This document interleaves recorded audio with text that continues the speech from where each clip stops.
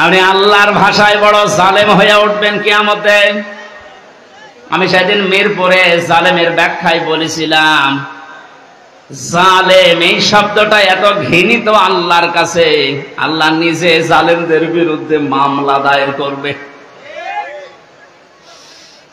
কুষ্টিয়াবাসী, সূরা শূরা 42 নম্বর আয়াতের প্রথম অংশ, ইন্নামাল মুমিনুনা সাবিলু আলাল্লাযিনা ইয়াযলিমুনান নাস।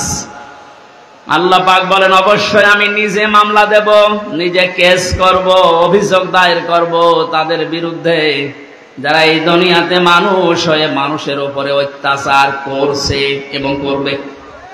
হে রাসূল, তোমায় ভালোবাসি, অন্তরে শুধু মুখে নয়, জান্নাতের আশা নয় হে রাসূল। বন্ধুরা, চ্যানেলটি সাবস্ক্রাইব করুন। আলহামদুলিল্লাহি রাব্বিল মাশরিকাইনি ওয়া রাব্বিল মাগরিবাইন, আল্লাযী খালাকা কুল্লা শাইইন যাওজাইন ওয়া আওজাবা আলাইনাল ইহসানা বিল ওয়ালিদাইন ওয়া নাশহাদু আল্লা ইলাহা ইল্লাল্লাহু ওয়াহদাহু লা শারীকা লাহু ওয়া আশহাদু আন্না মুহাম্মাদান আবদুহু ওয়া রাসূলুহু সাইয়্যিদুল কাওনাইন সাল্লাল্লাহু আলাইহি ওয়া আলা আলিহি ওয়া সাহবিহি ওয়া আতবাবিহি আজমাইন,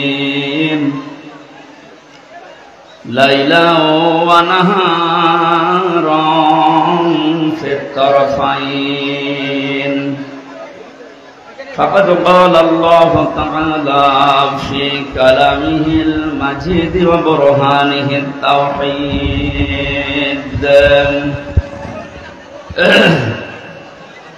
এবার কথা বন্ধ করেন, কথা বন্ধ করে তেলাওয়াত করেন, আউযু বিল্লাহি মিনাশ শাইতানির রাজিম, বিসমিল্লাহির রহমানির রহিম, তাবারাকাল্লাযী বিয়াদিহিল মুলকু ওয়া হুয়া আলা কুল্লি শাইইন قدير الذي خلق الموت والحياة ليبلوكم أيكم أحسن عملا وهو العزيز الغفور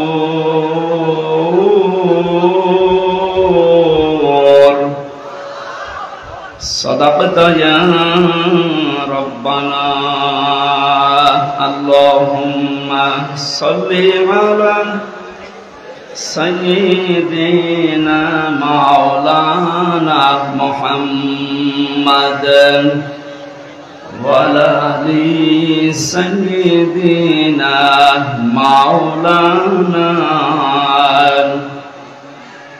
আমাদের প্রভু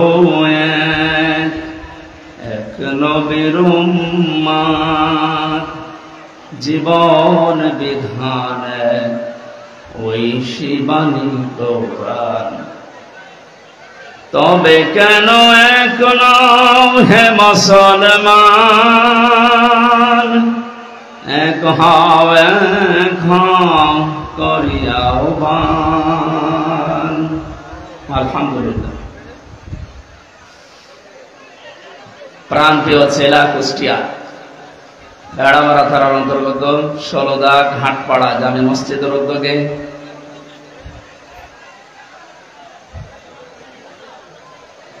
এই জায়গার কি এত জটলার এত কথা কেন? হ্যাঁ,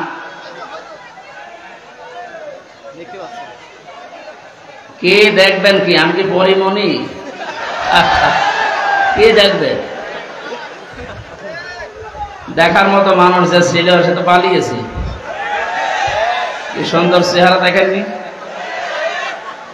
সারা জীবন তো দেখলেন, এখন আবার কি দেখবেন? যাই দেখেছেন এই পর্যন্ত থাকে, কালকে ইন্টারনেট থেকে নামিয়ে দেখবেন, বসেন, কথা বলবেন। আপনি যাই করেন কথা বলবেন।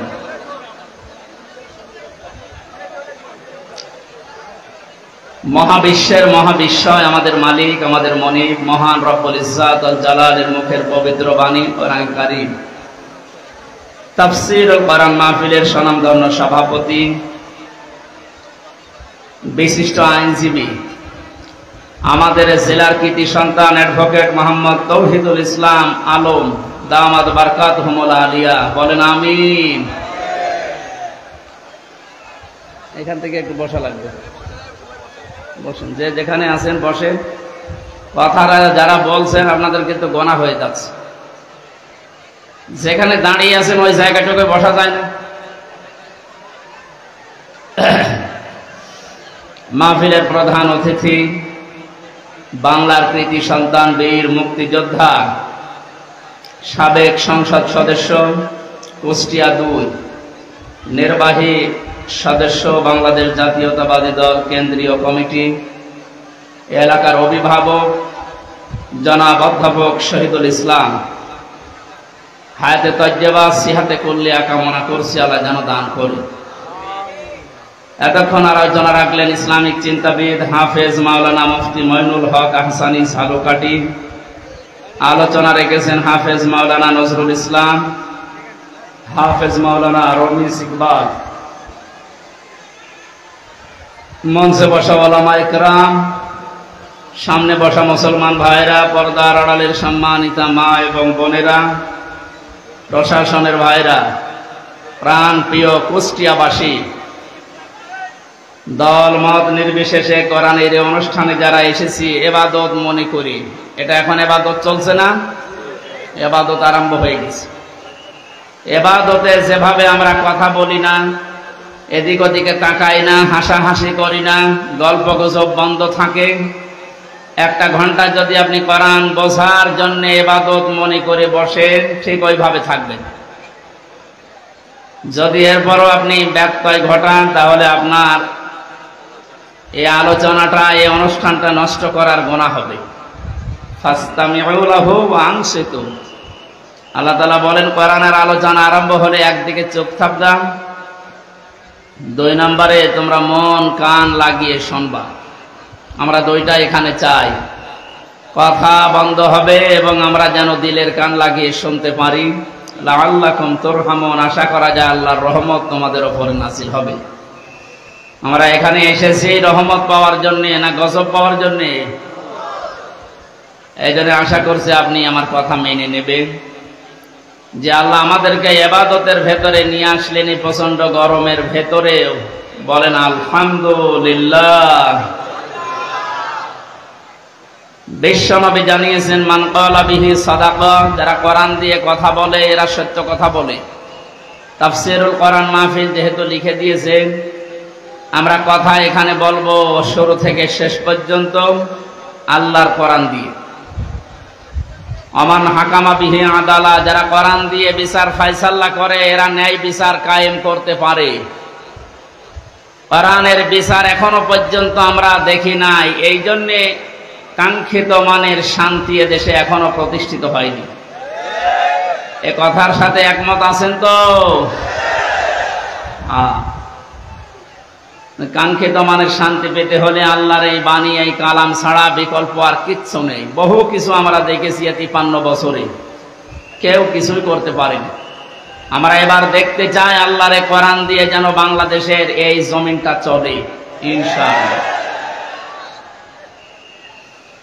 এতদিন যারা কোরআনের বিচার ব্যবস্থা কায়েম না করে শুধু মুখে বলে উড়িয়েছিল যে আমরা ন্যায় বিচার কায়েম করেছি, এটা ডাহা মিথ্যা কথা। এর বাস্তব প্রমাণ আমি নিজে। 3 বছর আমাকে অন্ধ প্রকোষ্ঠে রেখে দিয়েছিল। কয়েকদিন আগে আমার মামলা সব খারিজ হয়ে গেছে, আপনারা জানেন। আমি মনে করলাম জিজ্ঞাসা করে বিচারপতিকে যে এতদিন পর্যন্ত আপনার এই আদালতে আমার মামলা আসতো যেত, কি আপনি একদিনও দেননি, আজকে যে একেবারে খালাস করে দিলেন? হয়তো এই কথাই আমাকে বলতো যে হুজুর আমার হাত বাঁধা ছিল। কি বাঁধা ছিল? আজকে যেহেতু হাত খোলা পেয়েছি, কোনো চাপ নেই, আমার কোনো চিন্তাও নেই। সুতরাং এই দেশটাতে ন্যায় বিচার কায়েম করতে হলে এ দেশে যত চাপ আছে উপরের সব চাপ বন্ধ করা লাগবে। ছাত্র জনতা জীবন দিয়েছে যে 9টা কারণে, তার ভেতরে এটা অন্যতম, যে কোনো চাপ থাকবে না। কিসের চাপ? জেল থেকে বের হওয়ার পরে আমি এই ভাড়া মারা এসেছিলাম, কোন জায়গায় যেন, আমাকে বলছে হুজুর উপরের চাপ আছে, হবে না। আমিও বলেছিলাম আপনার চাপ সর্বোচ্চ এই জেলার যিনি দায়িত্বে আছেন, আমাদের মাননীয় এমপি যিনি পালিয়েছেন, ওই পর্যন্ত। আর আমার চাপ তো সরাসরি আরশ পর্যন্ত। আরশ থেকে ঘোষণা এসেছে আল্লাহর পক্ষ থেকে, ইন্নাল্লাযীনা ইয়াকতুমুনা মা আনজালনা মিনাল বায়্যিনাতি ওয়াল হুদা মিন বা'দি মা বায়্যানাহু লিন-নাসি ফিল কিতাব উলাইকা ইয়ালআনুহুমুল্লাহ ওয়া ইয়ালআনুহুমুল লাঈনুন। সূরা বাকারা 159 নম্বর আয়াতে আছে, 2 নম্বর পারার 3 নম্বর পৃষ্ঠা 4 নম্বর লাইনে পাবেন তাফসিরে ইবনে কাসির আর ফি জিলালিল কোরআনের ব্যাখ্যা। আল্লাহ পাক বলেন, নিশ্চয় যে বা যারা গোপন করছে ভবিষ্যতেও করবে। ইয়াকতুমুনা এই শব্দটা আল্লাহ গঠন করেছেন, বানিয়েছেন 2টা কাল দিয়ে, বর্তমান, ভবিষ্যৎ, প্রেজেন্ট, ফিউচার। তার মানে এখন যারা আমরা গোপন করছি, ভবিষ্যৎ বলতে কিয়ামত পর্যন্ত আমরা যারা এই কোরআনের কথা জানার পরেও গোপন করে রাখবো। আল্লাহ পাক বলেন, এই মানুষগুলোর উপরে আমি আল্লাহ নিজে না, আমার যত সৃষ্টি জগৎ আছে সবাই এর জন্য লানত দেয়, বরদোয়া করে।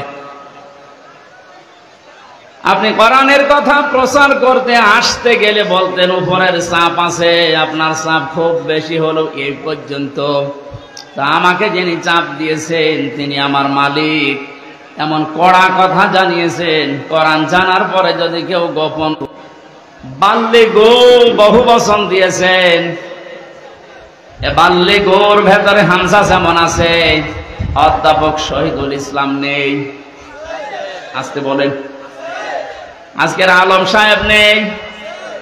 এ পৃথিবী জীবিত থাকতে পৌঁছিয়ে দাও, এ ঘোষণা কার? রসুলের। কার? আল্লাহর আদেশ মানা বাধা দেওয়ার সাহস পেত না। কে বাধা দিত তখন? সবার দায়িত্ব এইটা। হামজার হয়তো একটু আয়ত্ত বেশি আসে কোরআনে, এজন্য বেশি প্রচার করবে। আপনি কিছু না হলেও কিছু তো জানেন। আপনি যদি জানেন যে কুল হু আল্লাহু আহাদ, এইটাই প্রচার করা আপনার নামাজের মতো ফরজ। এ পর্যন্ত বোঝাতে পেরেছি? এক কথা বলেন না কেন? আজকে থেকে দায়িত্ব শুধু আলেমদের। বলেন, যে যতটুকু জানেন ওইটাই প্রচার করবেন, তাহলে এই দেশে কেউ আর কোরআন প্রচারে বাধা দেওয়ার সাহস দেখাবে না ইনশাআল্লাহ। আমরা আল্লাহ এবং তার সৃষ্টি জগতের বরদোয়া থেকে, গজব থেকে, লানত থেকে বেঁচে থাকতে পারবো। পক্ষান্তরে অপর পৃষ্ঠায় আল্লাহ জানিয়েছেন, কোরআনে কারিমের জ্ঞান থাকার পরে যদি কোনো মানুষ দুনিয়ার কোনো স্বার্থ পেয়ে সিদ্ধির কারণে গোপন করে রাখে, আমান আযলামু মিম্মান কাতামা শাহাদাতান ইনদাহু মিনাল্লাহ ইলা আখিরি আয়া। সূরা বাকারা 1 নম্বর পারার 20 নম্বর পৃষ্ঠার 13 নম্বর লাইনের 140 নম্বর আয়াতের প্রথম অংশে আছে। এটাই ইবনে কাসিরে পাবেন। আমি ব্যাখ্যা সহ বলতে গেলে অনেক সময় লাগবে, এই জন্য সামারাইজ করে করে শেষ করছি। আযলাম দিয়েছেন আল্লাহ, এটা সুপারলেটিভ ডিগ্রি বলা হয় ইংরেজিতে। এর চাইতে ভয়ঙ্কর শব্দ আর নেই আরবিতে। আল্লাহ বলেন পৃথিবীর বড় জালেম দেখতে চাও? এই পৃথিবীতে সবচাইতে বড় জালেম আল্লাহর কাছে ওই লোকটা যার কাছে কোরআনের জ্ঞান থাকার পরেও দুনিয়ার কোনো স্বার্থ পেয়ে গোপন করে রাখে। আর আমার তো মনে হয় বাংলাদেশে এই চরিত্রের মানুষ বেশি। এ জেলায় নেই, এখানে হাত তোলেন তো।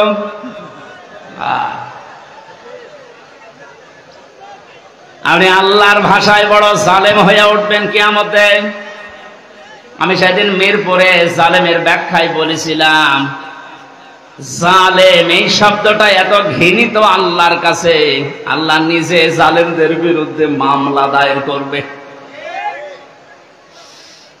কুষ্টিয়াবাসী সূরা শূরা 42 নম্বর আয়াতের প্রথম অংশ, ইন্নামাল মুমিনুনা সাবিলু আলাল্লাযিনা ইয়াযলিমুনান নাস। আল্লাহ পাক বলেন অবশ্যই আমি নিজে মামলা দেব, নিজে কেস করব, অভিযোগ দায়ের করব তাদের বিরুদ্ধে যারা এই দুনিয়াতে মানুষ হয়ে মানুষের উপরে অত্যাচার করছে এবং করবে। আল্লাহ ইয়াসলিমুনাল মুসলিমুনা দেননি যে মুসলমানদের উপরে শুধু অত্যাচার করে তারা আমার মামলার আসামি না। ইয়াসলিমুনান নাস, পৃথিবীতে যে কোনো ধর্ম অনুসরণ করতেই পারে, কিন্তু তো মানুষ ও কি মানুষের উপরে যারা জুলুম করছে ভবিষ্যতেও করবে। কেন ভবিষ্যৎ দিলেন? আল্লাহ জালিম না দিয়ে ইয়াসলিমুন দিলেন কেন? পৃথিবীতে এখনো অনেকে জুলুম করছে, এমনকি এই পৃথিবীতে অনেকে এখনো টার্গেট নিয়ে আছে ভবিষ্যতে জুলুম করবে। এটা আমি বেশি বলে ফেললাম। অনেকে যে জুলুম করবে তার ভাবসাব দেখে বোঝা যাচ্ছে। জালেমরা তো পালিয়েছে, জালেমের পরে 5 তারিখ থেকে আজকের এই 9 তারিখ, 1 মাস 4 দিনে আমরা অনেককেই জুলুমের সাথে জড়িত হতে দেখে ফেলেছি। এখন যদি আপনি জুলুম শুরু করেন, থালা হাতে পেলে কি করবেন? সুতরাং আপনি থামেন। যারা জুলুম করছেন তাদের সর্বোচ্চ নেতা বারবার ওখান থেকে ভিডিও বার্তা পাঠাচ্ছে যে থামেন। এ দলের নাম নিয়ে কেউ যদি জুলুম করে, অত্যাচার করে, চিন্তাই করে, যে কোনো কাজ করে, এর জন্য দল দায়ী না, সে তার নিজের জন্য দায়ী। এদেশের মানুষ কন্যা নামে যিনি পরিচিত ছিলেন আমরা দেখেছিলাম, বাতাস একটু ঘুরে গেছে তখন ইনি ভিডিও বার্তা দিয়েছেন ছাত্রলীগ এটা আওয়ামী লীগের কোনো অঙ্গ সংগঠন না। এত আদর মহব্বত দেখতাম, অথচ বাস্তবতায় একটু বাতাস ঘুরেছে। তাই যদি এই পরিচয় দিয়ে ওরা আমাদের দলের কেউ না, অঙ্গ সংগঠন না, যিনি অলরেডি এখন ঘোষণা দিতে আছে প্রতিদিন কিছু মানুষের কাজ কারবার দেখে, এরপরও যদি আপনি সংশোধন না হন, আপনারও কপালে জালেমদের মতো আগুন লাগবে। আমি আর নিচে নামলাম না, নাকি আরো নামবো? না, অত নিচে নামা ঠিক হবে না, কারণ এখনো তো ভালো শুরু হয়নি। এই আয়াত দিয়ে যেটা শিক্ষা দিতে চাই, কুষ্টিয়াবাসী 64 জেলার ভেতরে কুষ্টিয়া আমার কাছে প্রিয়, কারণ এখানে আমার জন্ম। সব জেলার চাইতে আপনাদেরকে বেশি ভালোবাসি একটু, কারণ এখানে আপনাদের সাথে আমার সম্পর্ক একটু বেশি। কথা বলেন ঠিক কিনা? আশা করছি আপনি বুঝেছেন। জালেমরা কিন্তু হামজার টার্গেট না, জালেমরা টার্গেট আল্লাহর। সুতরাং 15.5 বছরে যিনি জুলুম করেছেন, আমি 11টা ফেরেশতা দেখেছি। প্রথমে যেটা দিয়ে শুরু হয়েছিল বিডিআর, 950 উপরে আমার সাথে জেলখানায় 3টা বছর অনেককে দেখেছি। দীর্ঘ শ্বাস যখন ফেলতো, ডাক দিয়ে বলতো হামজা ভাই আর 1 মাস পরে রিটায়ার্ড হয়ে যাব, অথচ 14 বছর জেলে আছি, কিচ্ছু জানি না। আপনি এই শ্বাসটা কিভাবে নষ্ট করবেন? মাজলুম যদি কোনো কথা মুখ দিয়ে একবার বের করে ফেলে, আল্লাহর নবী জানিয়েছেন ইত্তাকি দাওয়াতাল মাজলুম ফাইন্নাহা বাইনাহা লাইসা বাইনাহু ওয়া বাইনাল্লাহি হিজাব। মুসলিম শরীফের হাদিস। নবীজিকে দিয়ে আল্লাহ বলাচ্ছেন, নবী আপনি বলেন, হে পৃথিবীর মানুষেরা যা করো করো, কিন্তু মাজলুমের বরদুয়া থেকে নিজেকে বাঁচিয়ে রাখবা। কারণ মাজলুম যদি এরকম কোন শব্দ বের করে ফেলে, ওটা সঙ্গে সঙ্গে আরশে চলে যায়। কত মাজলুমের চোখের পানি জেলখানার অন্তঃ কষ্টে পড়ছে। এ পৃথিবীতে দেখলাম এই বাংলাদেশ নামে একটা দেশ, এখানে 1628 জন মানুষ এই চেয়ারে বসে দায়িত্ব পালন করছে। মেন যারা, বাস্তবে দেখেছিলাম এই 1628 জনের ভেতরে 1627 জনের হাত বাঁধা, একজনের হাত খোলা ছিল। একজনের হাত খোলা ছিল আবু সাইদের। হ্যাঁ, ওর হাত যদি খোলা না থাকবে এভাবে করে দিল কি করে?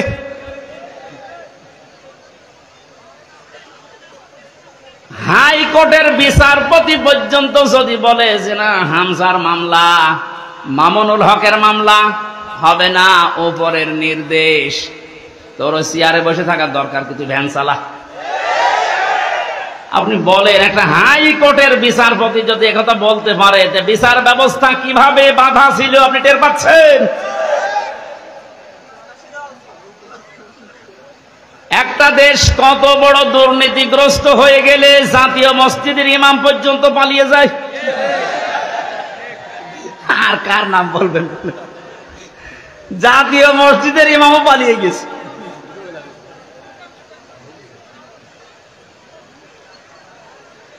কুষ্টিয়াবাসী, আমি আবার বলছি যে মানুষগুলো এই 1628 জন, এদের দোসর যারা, সব আল্লাহর মামলার আসামি। বাদী যত বড় হয় মামলা তত কঠিন হয়।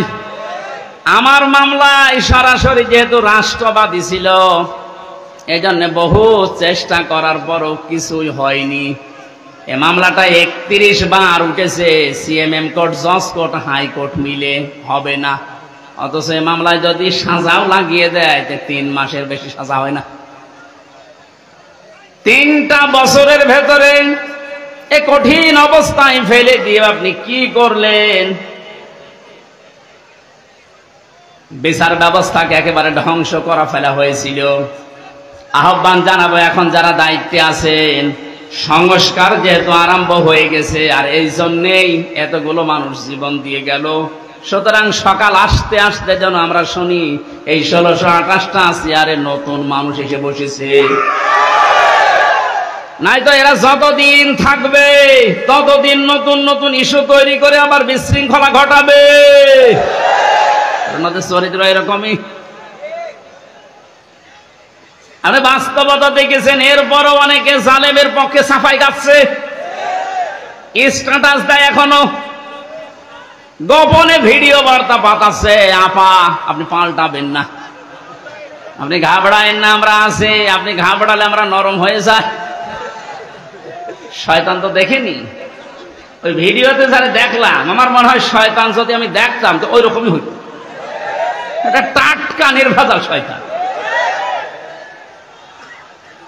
তো জানা শোনার পরে জালেমের পক্ষে সাফাই গায়, জালেমকে সাহস দেয়। নবীজি জানিয়েছেন, তিরমিজি শরীফের হাদিস, কেউ যদি জেনে শুনে জালেমকে সাপোর্ট দেয়, তার পক্ষ নেয়, তাকে ভালোবাসে, সহযোগিতা করে, ও নবীর উম্মত থেকে বের হয়ে যায়।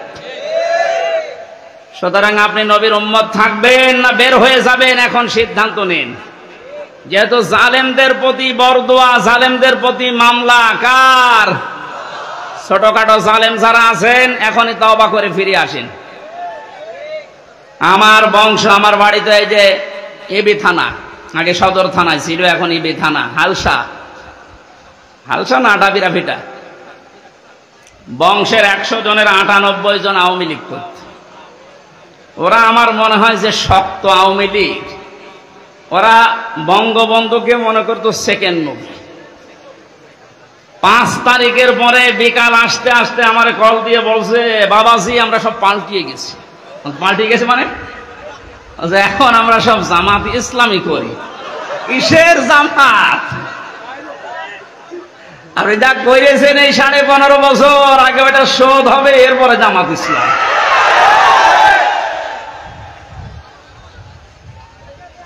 না তারপরেও এরা যা সেকেন্ডে পাল্টিয়ে যে চলে এসেছে, এই জন্য যারা ছোটখাটো জালেম আছেন হালকা পাতলা, আপনারা আশা করছি ফিরে আসবেন, নয়তো মৃত্যুর গড়গড়ানি শুরু হলে জালেমদের কিন্তু আর কালেমাও নসিব হবে না। বেঈমান হয়ে আবাদান আবাদান চিরকালের জন্য জাহান্নামে থাকা লাগবে। কথা বলেন ঠিক কিনা? অন্তত অন্য জেলায় যাই হোক, আমার জেলা জাহান্নামে যাবে আর আমি সারা দেশে আমি ঘর ছেয়ে বেড়াই আর আমার ঘরের খড় নেই। না, এটা করা যাবে না। আমি আহ্বান জানাচ্ছি আপনাদের বিবেককে কাজে লাগাবেন।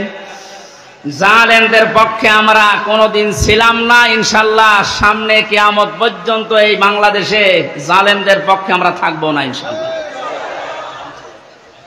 কোরআনে কারিমের অনুষ্ঠানে যেহেতু এসেছি, কোরআন কিভাবে মানুষের কাছে উপস্থাপন করা লাগে এ ধরন আল্লাহ শিখিয়েছেন কোরআনে। ওইভাবে বলবো নাকি মন মতো বলবো?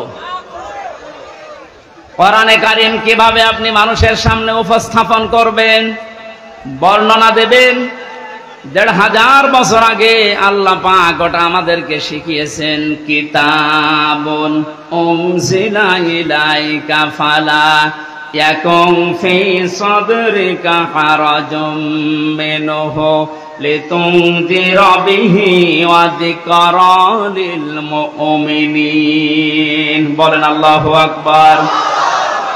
সূরা আরাফ 8 নম্বর পারা 10 নম্বর পৃষ্ঠার 1 নম্বর লাইনের 2 নম্বর আয়াত। এটা তাফসীরে ফি জিলালিল কোরআনে ব্যাখ্যা আছে, সাইয়্যিদ কুতুব লিখেছেন। আল্লাহ পাক বলেন, নবী এই যে একখানা কিতাব এটা আপনাকে আমি দিলাম, এটা যখন মানুষের সামনে আপনি বর্ণনা দেবেন, ব্যাখ্যা করবেন, তাফসীর করে শোনাবেন, 2টা বিষয় খেয়াল করবেন। হারাজুম মিনহু লিতুনযিরা বিহি লিসাদরিকা, আপনার মনের ভেতরে যেন কোনো সন্দেহ, সংশয়, দ্বিধা, দ্বন্দ্ব, ভয়, ভীতি এগুলো আপনার মনে যেন না ধরে। যিকরা লিল মুমিনিন, কোরআন এই দেশে এই পৃথিবীতে মুমিনদের জন্য উপদেশ। এই আয়াতের ভেতরে হারাজন শব্দের ব্যাখ্যাটা ইম্পর্টেন্ট। এদিকে তাক। হারাজনের ব্যাখ্যায় আমি 2টা অর্থ পেয়েছি। হে নবী, আপনি যখন কোরআনের কথা বলতে যাবেন, অনেক মানুষ আছে না বোঝার কারণে আপনার উপরে মন খারাপ করতে পারে। এরকম মানুষ নেই দেশে? কথা বুঝতেছেন? কোরআন যেভাবে আল্লাহ উপস্থাপন করেছেন, যেভাবে তিনি বর্ণনা দিয়েছেন, ওই ফোর্সে যদি বর্ণনা দেওয়া হয়, অনেক মানুষের সীমিত জ্ঞানের কারণে ওই বক্তব্য বুঝবে না, সেটা উল্টাপাল্টা ধারণা আপনার উপরে আসতে পারে যে হুজুর মনে হয় রাজনীতি করছে। এরকম ধারণা দেশে নেই। 2 নম্বরে, আবহমান কাল থেকে এমন এমন নিয়ম নীতি মানুষ ইবাদত মনে করে পালন করে আসছে, যেটা আসলে ইসলামে নেই, কোরআনে নেই, হাদিসে নেই, কিন্তু মানুষ ইসলাম মনে করে পালন করে আসে। আপনি কোরআনের ব্যাখ্যা দিলে ওইগুলো টিকবে না, তখন ওই মানুষগুলো আপনার প্রতি মন খারাপ করবে। এর বাস্তব প্রমাণ এই যে মাজার আছে না, কি সার মাজার জানো, সে যে সাই হোক, কোথায় পেয়েছেন এসব মাজার? কিছু মানুষের মাজারের প্রতি এত মহব্বত, আমার মনে হয় বিশ্ব নবীর উপরও এত মহব্বত নেই। কিয়ামতের ময়দানে 2 প্রকার মানুষকে আল্লাহ সব চাইতে বেশি অপমান করবেন। তার 1 নম্বরে দুনিয়ায় যারা মাজারের খাদেম ছিল। আরে কুষ্টিয়াতে 2 জায়গায় খাদেম বেশি, গোলাপ শাহ, লালন শাহ। আর জায়গা পান না খেদমত করার। কথা বলে না কেন? মাজার কেন্দ্রিক যদি ইসলাম হতো, এই পৃথিবীতে সর্বোত্তম মাজার হচ্ছে মুহাম্মদ রাসূলুল্লাহটা। ওখানে তো কাউকে আমি কোনোদিন টাকা দিতে, মোমবাতি দিতে, আগরবাতি দিতে দেখি না। কোন কারণে আপনি এখানে এই সমস্ত কাজ কারবার করেন? লা তাত্তাখিদুল কুবুর মাসাজিদা, কবরকে সেজদার জায়গা বানিও না। অথচ লালনের মাজারে যে দেখেন এখনো অনেকে সেজদা পড়ে আছে। এইটাই আমি একদিন গিয়েছিলাম, কিভাবে শিরিক চলছে। কোরআন দিয়ে হাদিস দিয়ে বললে বাংলাদেশে 48,000-এর মাজার, একটাও টিকবে না। আজকে দেখলাম 2টা মাজার অলরেডি বড় বড়, যেগুলো সবচাইতে বেশি ইনকাম হতো, দেওয়ানবাগি আর ওদিকে 8 রশি ভেঙ্গে গুড়িয়ে দিয়েছে। শিরিক যে দেশে চলে ওই দেশে আল্লাহর রহমতের দৃষ্টি আল্লাহ তুলে নেয়। আমার তো মনে হচ্ছে যেভাবে দেশ থেকে এখন শিরিক আস্তে আস্তে আরম্ভ হচ্ছে দূর হওয়া, আল্লাহর রহমত এই দেশটা আল্লাহ ভরে দেবে ইনশাআল্লাহ। কোন মৃত মানুষের প্রশংসা করা 3 দিনের উপরে জায়েজ নেই। ভালো করে শোনেন, আমি বানিয়ে বলছি। যত আপনজন হোক, মারা গেলে 3 দিনের পরে আপনি আর শোক পালন করতে পারবেন না। 3 দিন পরে শোক পালন করা জায়েজ নেই কারো কেউ মারা গেলে। হ্যাঁ, বিধবা মহিলা স্বামী মারা গেলে সর্বোচ্চ 3 মাস 10 দিন বিবাহ ছাড়া থাকতে পারবে। আপনার কি আত্মীয় হয় গোপালগঞ্জের ওই লোক? কবে মারা গেছে এতদিন পর্যন্ত আপনার শোকই যায় না।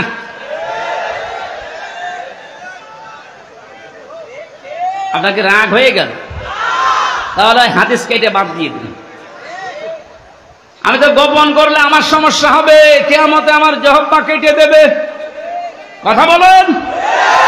আমি আপনাকে বাঁচাতে চাচ্ছি, যেহেতু ইবাদত 1 দিন 2 দিন 5 দিন না। ওয়া'বুদ রাব্বাকা হাত্তা ইয়াতিয়াকাল ইয়াকিন, সূরা হিজরের 99 নম্বর আয়াত 14 নম্বর পারার 6 নম্বর পৃষ্ঠা 5 নম্বর লাইনে আছে।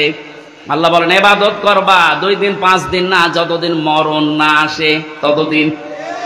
এটা যদি একটা ইবাদতের কথা বলছি, শোক পালন করা জায়েজ নেই 3 দিনের উপরে। এখানে ইমাম হোসাইন মারা যাওয়ার পরে আজও যারা শোক পালন ছাড়েন না, আপনি ইসলামে নেই। এটা একটা বেদাত। এক কথা বলেন না কেন? আপনার মহাব্বত ইমাম হোসাইনের প্রতি এত বেশি যে হাই হোসেন করে পিঠের চামড়া তুলে ফেলছেন। তো ওনার তো আর একটা ভাই ছিল হাসান, উনি মারা গেছে বিষ খেয়ে। একটু বিষ খান তো দেখি। পুরাটা বাটপারি এটা। ইমাম হোসাইনকে নিয়ে যদি এই মানুষগুলো আবেগ দেখি এরা বাটপারের পর্যায়ে পড়ে, পৃথিবীতে ইমাম হোসাইনের পর আর কে এত দামি থাকতে পারে যে তার জন্য আপনাকে বছরে বছরে মাসে মাসে দিনে দিনে শোক পালন করা লাগবে? এটা ইসলাম না। ইসলামের ভেতরে নতুন করে আপনি এটা সংযোজন করেছেন, আপনি বেদাত পন্থী। নবীজি জানিয়েছেন কেউ যদি বেদাত আরম্ভ করে, ইবাদত না অথচ ইবাদত মনে করে পালন করতে বলে, ওই লোকটাকে সালাম দেওয়া পর্যন্ত সাইজ নেই। কত বড় কঠিন কথা লিখেছেন। যারা বেদাত আবিষ্কার করে তাদের সালাম দেওয়া জায়েজ নেই। অথচ এমন হাদিস আমি কোনোদিন পড়িনি, পাইনি যে নামাজ পড়ে না তারে সালাম দেওয়া যাবে না। পেয়েছেন? কেউ পেয়েছেন? নেই। রোজা রাখে না তারে সালাম দেওয়া যাবে না, আমি পাইনি। কিন্তু ইসলামের ভেতরে নতুন করে কিছু ঢুকিয়ে কেউ যদি ওইটা ইসলাম মনে করে পালন করে, তারে সালাম দেওয়া জায়েজ নেই। আর এগুলো সব বেশি হয় এই 48,000 দরবারে। এই জন্য শিরিক যখন এই দেশ থেকে বিদায় নিচ্ছে, আল্লাহ রাব্বুল আলামিনের রহমত এ দেশে বৃষ্টির মতো নাজিল হবে ইনশাআল্লাহ। তাই বলে আবার বৃষ্টি শুরু হয়ে গেল নাকি?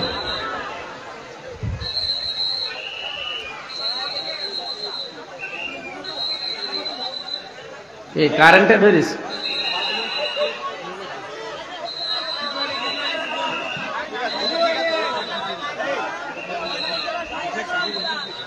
কিছু হয়নি। কি সমস্যাটা বলবেন তো?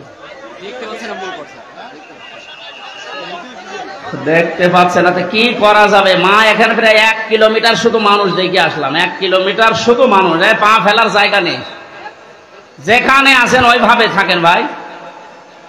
আর আপনাদের এ চাইতে আর বড় জায়গা ছিল না? না, কষ্ট হয়ে যাচ্ছে মানুষের। মানুষকে কষ্ট দেওয়া তো ঠিক না। এখন কি করব, এদের যেভাবে আছেন থাকেন, ওইভাবে থাকেন। না, আমি সব বাদ দিয়ে দিলাম। আমি প্রবেশ করছি কোরআনের তাফসিরে।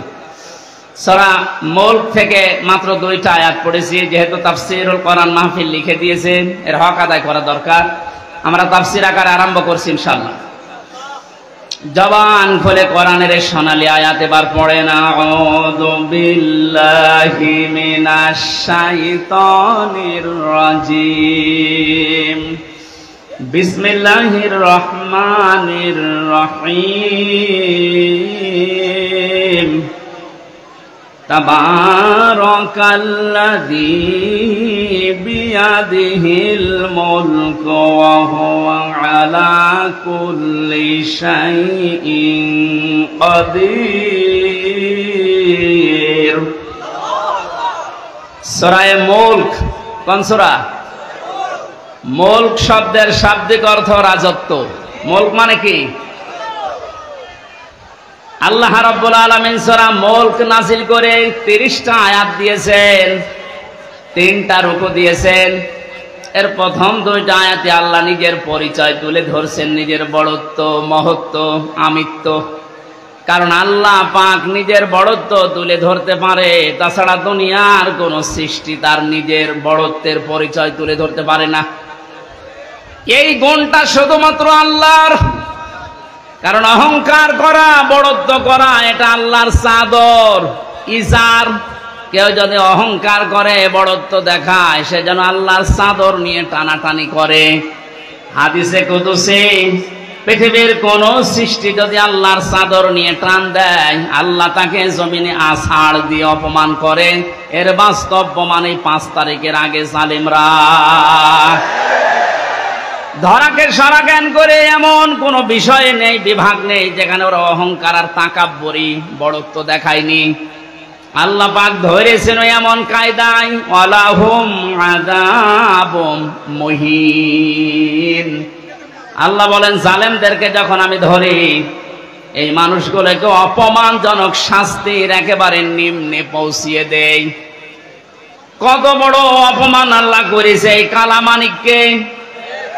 ওর বিসি পর্যন্ত উড়ে গেছে। আর কি দেখাবে আল্লাহ? যেদিন ওর বিসি উড়ে যায়, সেই দিন আমি শুকরিয়া আদায় করেছি, মাবুদ, এই লোকটা বিচার ব্যবস্থায় থাকতে যত অবিচার করেছে, ও তো মানুষ ছিল না, একটা টাটকা জানোয়ার ছিল। ওর কারণে যত মানুষ বিনা কারণে দুনিয়া থেকে বিদায় নিয়েছে, মরণের আগে ওই রকম কঠিন শাস্তি ওরে তুমি দিও। একটা দিন যাচ্ছে, ওর শাস্তির মাত্রা বাড়ছে। এখন হাসপাতালের বেডে দেখেন পড়ে আছে। বেশি যেহেতু নেই, বাকি জিনিসগুলোর অবস্থাও মনে হয় নড়বড়ে। কথা বলে না কেন? জালেমদেরকে আল্লাহ এভাবে ধরে, মরতে দেরি হবে জালেমদের। কোরআনে কারীম জানাচ্ছে, লাহুম মিন জাহান্নামা মিহাদু ওয়া মিন ফাওকিহিম গাওয়াশ ওয়া কাযালিকা নাজিজিজ যালিমিন। সূরা আরাফের 41 নম্বর আয়াত। আল্লাহ পাক বলেন, এই মানুষগুলোকে, হে নবী, আপনি যখনই কবরে রাখবেন এই জালেমদের, ওদের কবরের উপরে আমি আল্লাহ জাহান্নামের আগুনের পোশাক দিয়ে দেব, বিছানাটাও হয়ে যাবে জাহান্নামের আগুনের। কারণ এইভাবে করে আমি জালেমদেরকে একটার পরে একটা শাস্তি দিতে থাকি। এজন্যে আল্লাহর যে বিষয়টা সাজে, বড়ত্ব করা, অহংকার করা, এটা যেন কিয়ামতের আগে কেউ করবেন না। তাহলে আছাড় দেবে কে? আরো জোরে বলেন কে? আল্লাহ আছাড় দিতে পারে না? পারে না? বলেন। আরো দেখবেন কি আছাড় দেবে আপনাকে। আর 5 তারিখের আগেও আপনার যে দাপট ছিল, 5 তারিখে বিকাল 5টা বাজতে বাজতে আল্লাহ একেবারে মাটির সাথে মিশিয়ে দিয়েছে। ওনার বাড়ি দেখতে গিয়েছিলাম, সে দেখি ইট খুলে খুলে নিয়ে মানুষ চলে যাচ্ছে। ওর পরের দিন 6 তারিখে আমার অনুষ্ঠান ছিল ঝিনাইদহ। শুনলাম ওখানে এক জালেমকে উলঙ্গ করে পিটিয়ে মেরে টাঙিয়ে রেখেছে। একটা মানুষের উপরে কত ঘৃণা জন্মালে লাশ পর্যন্ত পিটিয়ে টাঙিয়ে রাখতে পারে বলেন তো? এখানে এমন কোন জীবন যেন আমরা গঠন না করি যে পৃথিবীর কেউ কোনো আফসোস করে না আমি মারা গেলে। ফামা বাকাত আলাইহিমুস সামাউ ওয়াল আরদু ওয়া মা কানু মুনজারিন। এই পৃথিবীতে এমনও মানুষ বিদায় নেয়, তার জন্য আকাশও কাঁদে না, জমিনও কাঁদে না, ইন্না লিল্লাহ কেউ পড়ে না। আমাদের জীবন আমরা এভাবে তৈরি করব না। আল্লাহ এই জন্য বড়ত্বের কথা দিয়ে আরম্ভ করলেন, তাবারাকাল্লাযী বিয়াদিহিল মুলক। আল্লাহ বলেন বড়ত্ব বরকতময়, সম্পদশালী, শক্তিশালী, সব কিছু আমি আল্লাহর কুদরতি হাতের ভেতরে। ওয়া আলা কুল্লি শাইইন কাদির, সব কিছুর উপরে একচ্ছত্র ক্ষমতা আমি আল্লাহর, আর কারণে এ বিশ্বাসটা যার ভেতরে যত বেশি জন্ম নেবে সে তত বেশি বিনয়ী হবে। আর এই বিশ্বাস যার ভেতরে যত বেশি কম থাকবে ওই মানুষগুলো তত উগ্র হবে। কথা বলেন ঠিক কিনা? আল্লাহ আমাদের এই বিশ্বাসটা যেন হযরত ওমরের মতো ভরপুর করে দেন, বলেন আমিন। তাবারাকা শব্দটা দিয়ে আল্লাহ আরম্ভ করলেন কেন? মানুষ যে সমস্ত বিষয়ে আল্লাহকে দোষ দিতে পারে, সমস্ত দুর্বলতা, অক্ষমতা, দোষ, যত রকমের আয়েব আছে সব থেকে আমার আল্লাহ নিজে মুক্ত, পবিত্র। এজন্য তাবারাকা দিয়ে তিনি আরম্ভ করেছেন আয়াতটা। আল্লাহ নিজের পরিচয়, বড়ত্বের কথাগুলো মানুষকে শোনাচ্ছিলেন, হঠাৎ করে আলোচনার ধরন পাল্টিয়ে ফেলেছেন। এবার আল্লাহ আরম্ভ করলেন মানুষের জীবন সংক্রান্ত বিষয় নিয়ে। আল্লাযী খালাকাল মাউতা ওয়াল হায়াতা লিয়াবলুয়াকুম আইয়ুকুম আহসানু আমালা ওয়া হুয়াল আজিজুল গফুর। রব্বুল আলামিন বলেন তিনি সে আল্লাহ এতক্ষণ যার বড়ত্বের, মহত্বের, বিশালত্বের কথা শুনছিলে, যেটা বলে কোনোদিন কিয়ামতের আগে আর শেষ করা যাবে না। এত বড় আল্লাহ, সব দিকে তার ক্ষমতা আছে, চলছে, চলবে ইলা ইয়াউমিল কিয়ামা, কিয়ামত পর্যন্ত।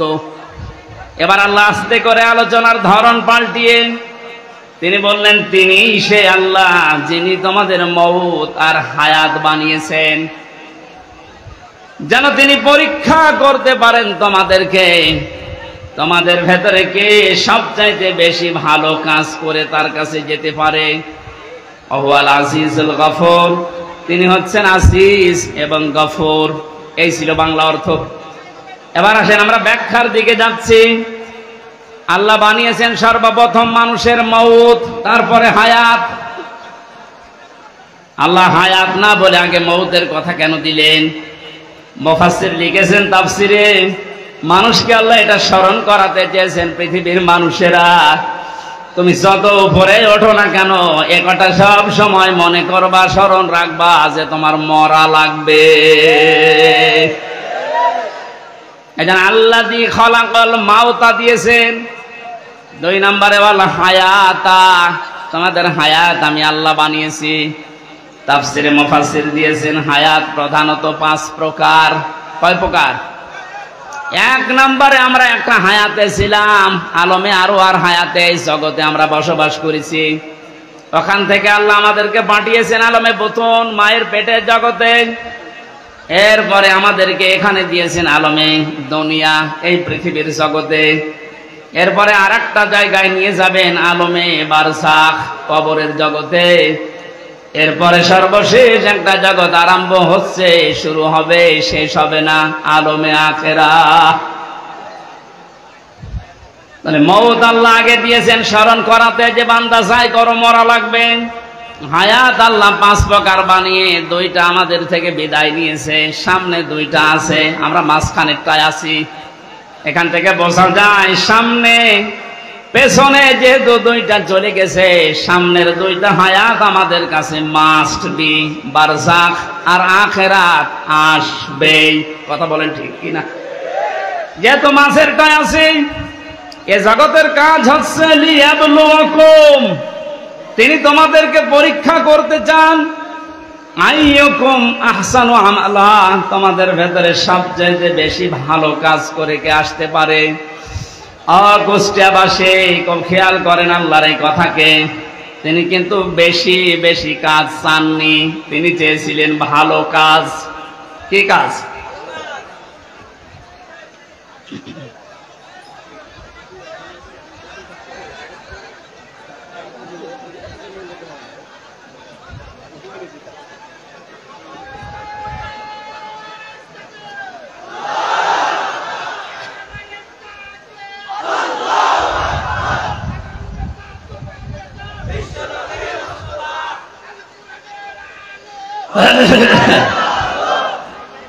আলহামদুলিল্লাহ ভাই,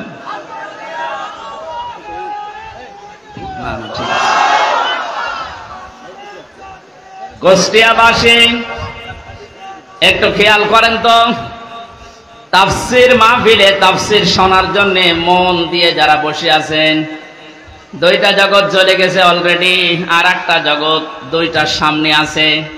মাঝখানেরটায় আল্লাহ যেটা দিলেন আহসানু আমালা, আল্লাহ বেশি কাজ চান না, তাহলে আকসারু আমালা দিতেন। আল্লাহ দিয়েছেন আহসানু, ইসমে তাফসীর, আমি সবচেয়ে ভালো কাজটা চাই, বেশি কাজ চাই না।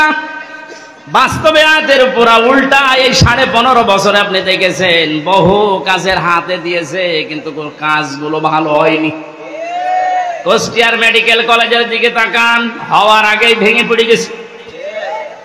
এটা বানিয়ে বললাম, আমি জেলখানায় থাকতে যুগান্তর পত্রিকায় যেই দিন দেখেছি যে বানানোর আগে, উদ্বোধনের আগে পড়ে ভেঙে গেছে। আপনার অত বড় কাজের আঞ্জাম দেওয়া কি দরকার? কাজটা ভালো করে করেন। আল্লাহ বেশি কাজ চান না, আল্লাহ কি চান? আরো জোরে বলেন। কাজটা ভালো হওয়ার জন্য দুইটা শর্ত। 1 নম্বরে দেখা লাগবে ওর ভেতর আল্লাহর বিধান আছে কিনা। 2 নম্বরে দেখতে হবে বিশ্ব নবীর জীবনে এরকম কাজ ছিল কিনা। এখন যদি বলেন নবীজির জীবনে হাসপাতাল বানানো ছিল, হ্যাঁ ছিল। বিশ্ব নবী মুহাম্মদুর রাসূলুল্লাহ মানবতার সেবায় যে কাজগুলো করেছিলেন ওই জামানায়, আপনি তার জীবনীতে দেখবেন। এই যে মিডিয়ার কথা এসেছে আজকে আসার সময় বলছিল, এই জন্য মনে পড়ছে আমি বলছি। অনেক মানুষ এখনো পর্যন্ত ফতোয়াবাজি করছে যে নবীজির যুগে যে মিডিয়া, এই টেলিভিশন, এই পর্দা ছিল না। এই প্রযুক্তি যারা ব্যবহার করছে এরা হারাম কাজে আছে। একটা ভ্রান্ত ধারণা এটা। আল্লাহর নবী মুহাম্মদুর রাসূলুল্লাহর জামানায় এই মিডিয়া ছিল, কিন্তু সিস্টেম এভাবে ছিল না। আপনি সিরাত ইবনে হিশাম দেখেন, সিরাত বিশ্বকোষ দেখেন, আর রাহিকুল মাখতুমের ভেতরে আছে ওই জামানার সর্বোচ্চ প্রজেক্টর ছিল, প্রযুক্তি ছিল লাল কাপড়। কেউ যদি বিপদে পড়তেন পাহাড়ের উপরে উঠে লাল কাপড় তিনি উড়িয়ে দিতেন। সব পাহাড়ের পাদদেশে এসে জিজ্ঞাসা করত কি হয়েছে। এই যে লাল কাপড় উড়িয়ে দেওয়া, এই প্রযুক্তি এটা কাফেরদের তৈরি করা, আবহমান কাল থেকে হয়ে আসছিল। আল্লাহর নবী লাল কাপড় একবার উড়িয়ে দিলেন, পাহাড়ের পাদদেশে এলাকার কুরাইশেরা সব এসে জড়ো হয়ে গেছে। ডাক দিয়ে বলে, ইয়া মুহাম্মদ, কোন বিপদ? নবীজি বললেন, হ্যাঁ বিপদ। এই পাহাড়ের পাদদেশে একদল সৈন্যবাহিনী আছে, এখনই তোমাদেরকে আক্রমণ করবে। তোমরা যদি সতর্ক না হও। সবাই এক বাক্যে জবাব দিচ্ছে, বলেন আমরা সতর্ক আছি, কি করা লাগবে আমাদের? তিনি তখন বিষয়টা উল্টিয়ে বললেন, আল্লাহর বান্দা বান্দিরা, আমি দেখতে পাচ্ছি আল্লাহর গজবের ফেরেশতারা এই পাহাড়ের পাদদেশে অবস্থান নিচ্ছে। তোমরা যদি আল্লাহর একত্ববাদ স্বীকার করে কালেমার স্বীকৃতি না দাও, এই মুহূর্তে তারা তোমাদের আক্রমণ করবে। কেউ কোনো কথা বলে নাই। নবীজির আপন চাচা আবু লাহাব সামনে একটা পাথর ছিল, ওটা হাত দিয়ে তুলে নবীজির দিকে যখন নিক্ষেপ করেছিল, ওর মুখ দিয়ে বের হয়েছিল তাব্বা আলাকা আলিহাদা জামাতানা ইয়া মুহাম্মদ। হে মোহাম্মদ, তুই এই কথা বলার জন্য আমাদেরকে এক জায়গায় করলি, তুই ধ্বংস হয়ে যা। বলেন নাউজুবিল্লাহ। এই যে ঘটনাটা 2-1 মিনিটে বললাম, আমি কি শিক্ষা পেলাম এখান থেকে? এই যে লাল কাপড় উড়িয়ে দেওয়া, এটা কাফেরদের তৈরি প্রযুক্তি। কথা বলেন না কেন? নবীজি যে এটা ব্যবহার করেছিলাম ইসলাম প্রচার করার জন্য, না ইসলাম ধ্বংস করার জন্য? আজ এই মিডিয়াগুলো যদি ইসলাম প্রচারের জন্য ব্যবহার করা হয় 100% জায়েজ। এটা যদি ইসলাম ধ্বংস করার জন্য ব্যবহার করা হয় এটা 100% হারাম। হ্যাঁ, এখানে একটা মাসলা আছে। পুরুষের জন্য যে সতরটা, এতটুকু আপনার জন্য টেলিভিশনে হোক, বাইরে হোক, পর্দায় হোক, জায়েজ আছে। ইমাম আবু হানিফা রহমতুল্লাহ আলাইহির মত অনুযায়ী একটা পুরুষের মুখমণ্ডল, হাতের কবজি, পায়ের পাতা এতটুকু বাদ দিয়ে পুরা শরীর যদি ঢাকা রাখে, তাহলে একটা মহিলার সামনে আসলে আপনার গুনাহ নেই। আমি আবার বলছি মাসলাটা, একটা মেয়ে লোক যদি নিজের মুখমণ্ডল, হাতের কবজি, পায়ের পাতা খোলা রেখে চলাফেরা করে, দেখাশোনা করে, জায়েজ আছে, এর দিকে তাকানো জায়েজ আছে। কিন্তু যদি খাস পর্দা করতে চায়, হাত মোজা, পা মোজা দিয়ে মুখ ঢেকে শুধু চোখ দুটো বের করে, এটা সর্বোত্তম। কিন্তু বাস্তবতায় যদিও কর্মজীবনে সে বাইরে যেতে চায়, হাতের কবজি, মুখমণ্ডল, পায়ের পাতা খোলা রেখে ও কাজ কারবার করতে পারবে। এটা যদি আপনি সামনে দেখুন যেমন জায়েজ আছে, এ পর্দায় দেখলেও সেরকম জায়েজ আছে। এবার আসেন পুরুষেরটা। আল্লাহর নবী জানিয়েছেন একটা পুরুষের সতর হচ্ছে মা নাভি থেকে শুরু করে হাঁটু পর্যন্ত।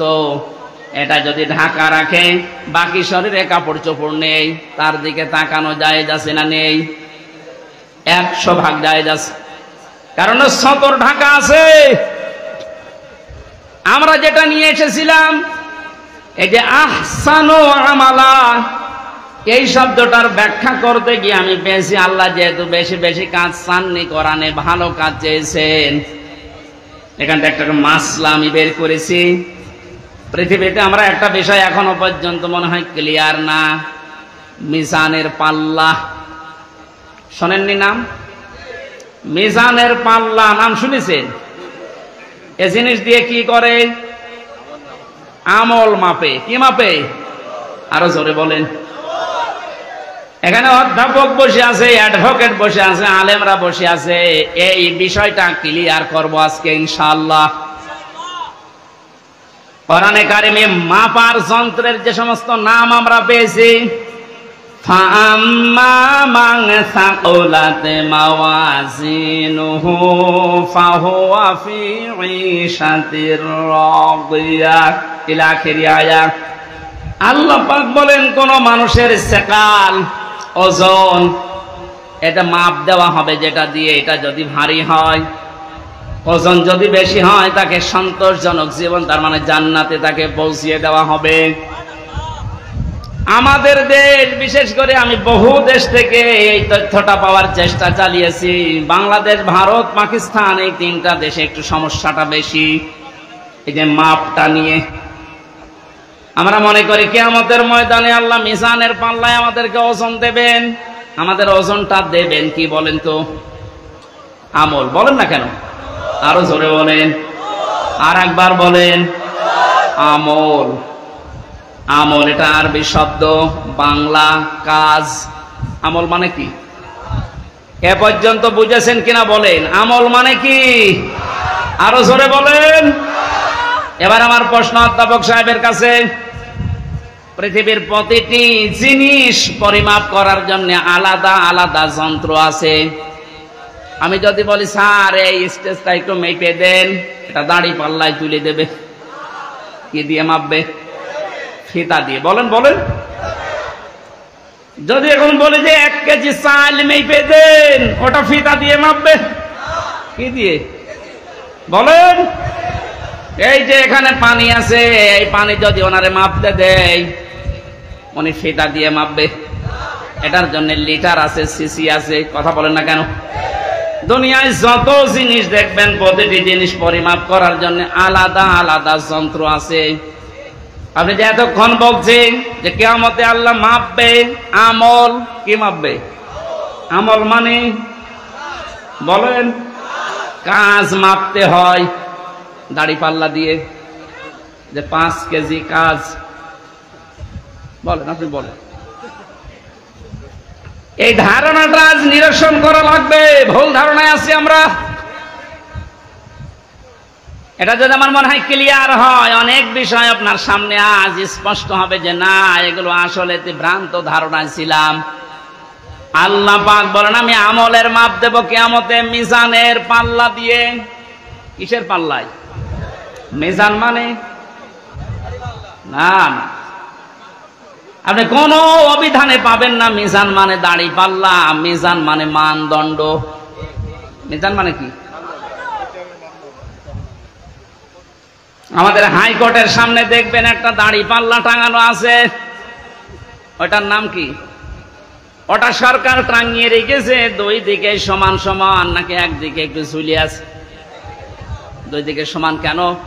সরকার দেশের জনগণকে বোঝাতে চায় এদেশের ইউনিয়ন থেকে শুরু করে জজ কোর্ট, হাইকোর্ট পর্যন্ত যদি কোনো বিচার না পাও, এই সুপ্রিম কোর্টে আসলে ন্যায় বিচার পাবা। এটা ন্যায় বিচারের প্রতীক। দাড়ি পাল্লা কিসের প্রতীক? আমাদেরকে যেহেতু আল্লাহ মাপবেন, আপনি বলছেন আমল। আমল মানে কাজ। আর এখানে কোনো পাগলেও বিশ্বাস করবে না কাজ মানুষ দাড়ি পাল্লাই তুলে দেয় যে 8 কেজি কাজ। এ কথা বলে না কেন? কাজ মাপার জন্য আলাদা কোন যন্ত্র আছে? কাজ মাপে মানুষ কি দিয়ে? সে মানদণ্ডটা কি? সিসি দিয়ে মাপে না, লিটার দিয়ে মাপে না, ফিতা দিয়ে মাপে না, গজ দিয়ে মাপে না, কেজি দিয়ে মাপে না। কাজ মাপতে হলে লাগে গুরুত্ব। কি লাগে? কাজ মাপতে হলে গুরুত্ব লাগে। এ কাজটা গুরুত্বপূর্ণ এবং গুরুত্বহীন। যতগুলো ইবাদত আল্লাহ দিয়েছেন, 550-র উপরে ইবাদত আমি পেয়েছি। প্রতিটি ইবাদতের ভেতরে কিছু গুরুত্বপূর্ণ জিনিস আছে, আর কিছু ইবাদতে গুরুত্বহীন জিনিস আছে। এই যে আজকের এই প্যান্ডেলটা, এটার গুরুত্বপূর্ণ বিষয় হচ্ছে খুঁটি আরে সামিয়ানা। কথা বলছেন এখন? এখানে গুরুত্বহীন অনেক জিনিস আছে। এই যে এইটা, এই টেবিল, এই লাইট, এই যে ফুল ফুল ঝুলছে, এই ক্যামেরা, এগুলো না হলে কেউ স্টেজ বলবে না, বলবে না? কিন্তু খুঁটি আর সামিয়ানা না থাকলে স্টেজ বলবে। তাহলে এখানে দুইটা গুরুত্বপূর্ণ জিনিস পেয়েছি, আর গুরুত্বহীন জিনিস আরো 7-8টা পেয়েছি। কথা বলেন ঠিক কিনা? আল্লাহ পাক কোরআনে কারিমে যেগুলো গুরুত্বপূর্ণ দিয়েছেন, ওগুলোর একটাও যদি আপনি না মানেন, বিশ্বাস না করেন, গুরুত্বহীন যত কাজ করেছেন ওগুলো যদি দুনিয়া ভর্তি করা হয়, দাড়ি পাল্লা, মানদণ্ড, গুরুত্ব যাই ওজন করেন, সব শূন্য, জিরো জিরো হবে। এবার উদাহরণ একটা একটা করে সেট করছি, দেখ মেলে কিনা। আমরা যারা নামাজ পড়ে আসলাম, এশার নামাজের ভেতরে বাইরে মিলে ফরজ ছিল কয়টা? আর জোরে 13টা ফরজের 12টা ফরজ অধ্যাপক শহীদুল ইসলাম আদায় করেছে, একটা আদায় করেনি। ওনার নামাজের সওয়াব হবে 12টা। কয়টা হবে? কিচ্ছু হবে। 13টা ফরজের যদি একটা বাদ দিয়েছে, উনি যদি বলেন না আমি তো 12টা আদায় করেছি, অন্তত 12টা সওয়াব দেন, হবে? কি হবে? জিরো, শূন্য, কিচ্ছু হবে না। এটা যেমন মেনে নিলেন যে হ্যাঁ এটা ঠিক আছে, আপনার বাস্তবতার সাথে কিন্তু এটা মিলছে না। না, আমি 12টা আদায় করলাম, একটা করি নাই, আমার 12টা সওয়াব দেন। আপনি এখানে জোর করতে পারবেন আল্লাহর সাথে? বলেন।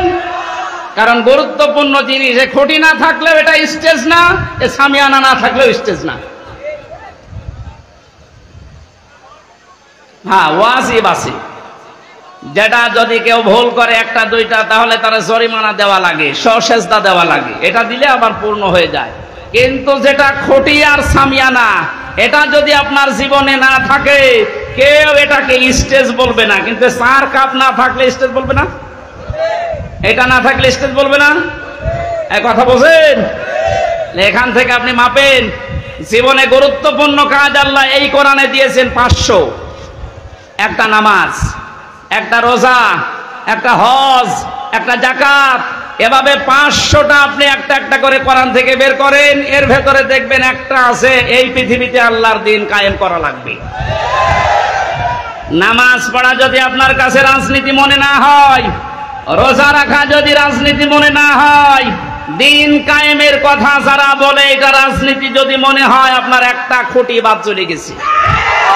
যান আপনি এবার মাপ দেন তো দেখি আপনি কয়টা সওয়াব পান।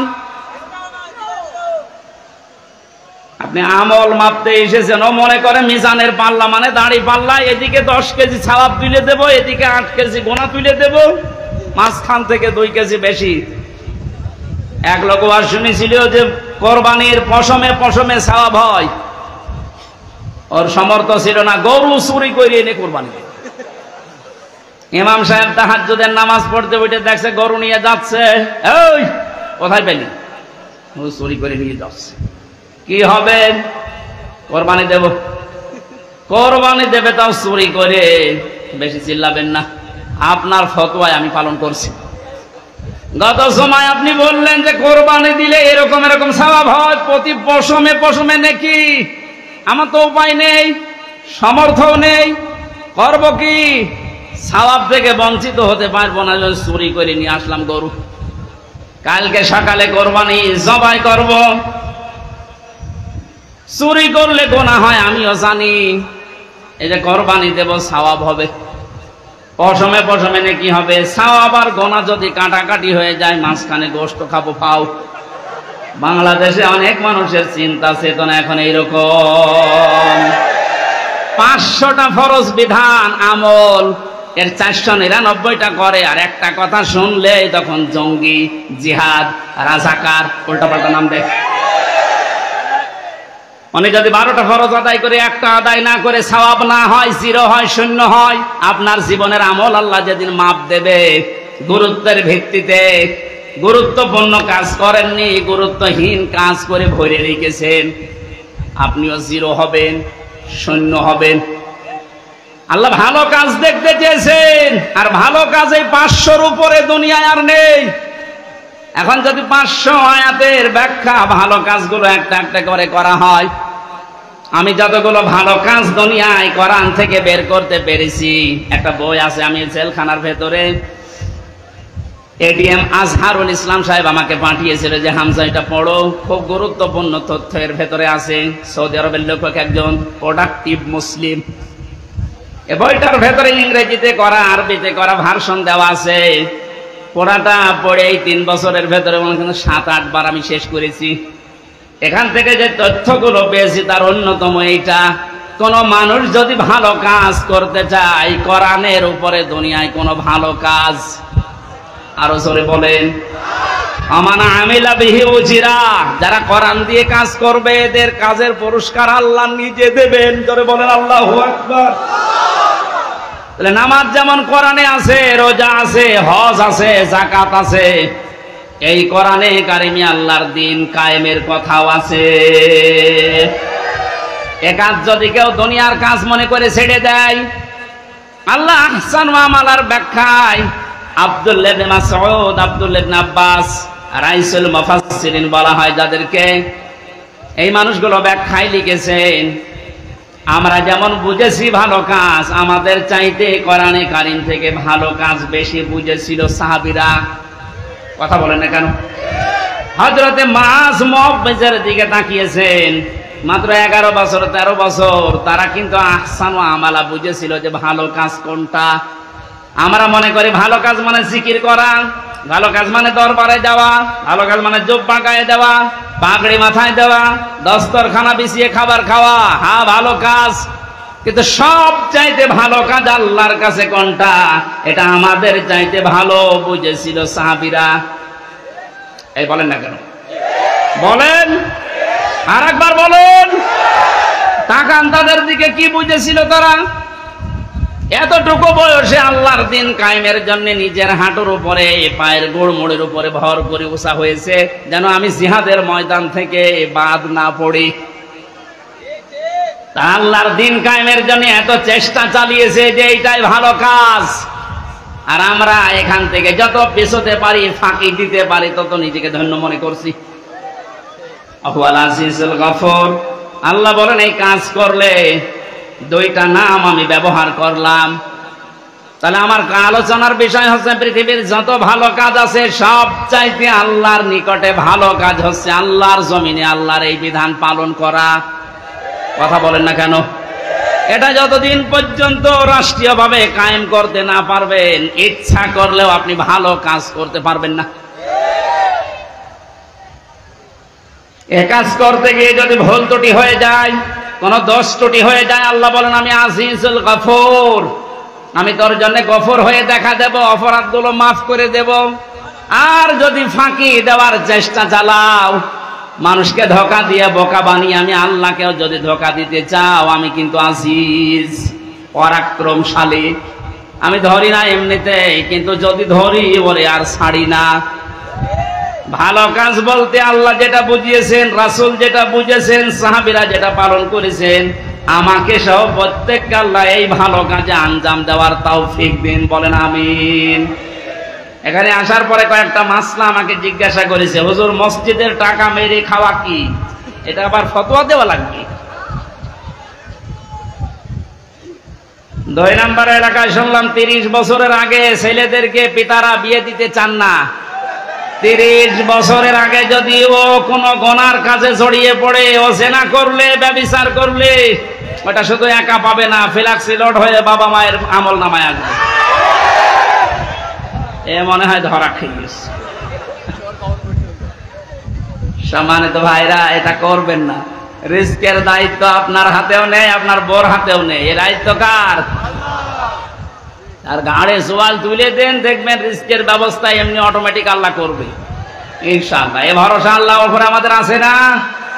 এরকম গনার কাজে জড়াবেন না। বিয়েকে সহজ করে দেন, জেনাকে কঠিন করেন। এই কথা বলছেন না কেন?